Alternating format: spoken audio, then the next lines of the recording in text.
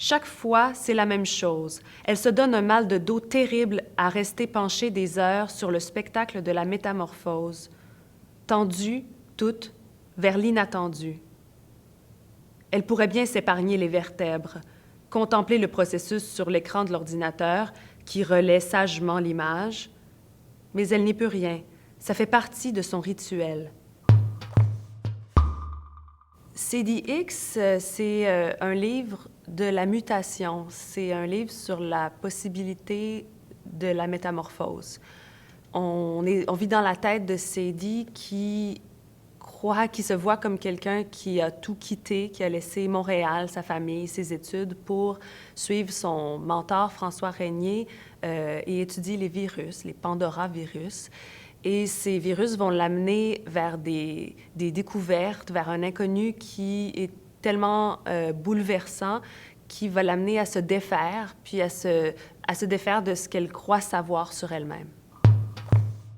Ce qui a motivé l'écriture, c'est... Je voulais écrire un roman. Mon premier livre, Mère d'invention, c'était un livre écrit à partir de ma réalité, où j'écrivais sur l'écriture beaucoup aussi. Puis je me suis dit, pour le deuxième livre, je veux écrire un roman parce que je veux leur montrer, que je suis capable d'écrire un roman, que je peux pirater le code du roman.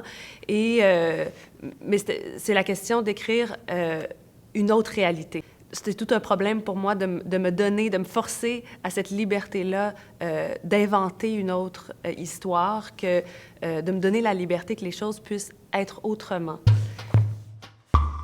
Concrètement, j'ai été inspirée par les virus, bien sûr, pas le coronavirus, mais les Pandora virus. Et je me suis plongée dans ce langage scientifique mais j'en ai fait un langage poétique, c'est-à-dire que pour écrire un peu à côté de la science et pour essayer de comprendre, on était plongé dans les virus, mais je me suis rendu compte qu'on s'intéressait assez peu à ce que sont les virus et je me suis intéressée à ce que c'était de vivre comme acte de parasitage, c'est-à-dire de vivre en relation, en association avec les autres. À dire une rencontre plus marquante que celle de Catherine Mavrakakis dans mon parcours, qui a été mon mentor, si on veut, qui est un peu François Régnier, qui n'est pas tout à fait François Régnier, mais peut-être qu'il y a un peu d'elle dans son personnage, c'est-à-dire que c'est un peu le génie. Donc, la rencontre avec Catherine, c'est ce qui m'a permis de justement penser que les choses pouvaient être autrement, c'est-à-dire penser que les choses pouvaient être autres que ce qu'elles avaient été jusqu'à présent pour moi et ce qu'elles devaient continuer à être.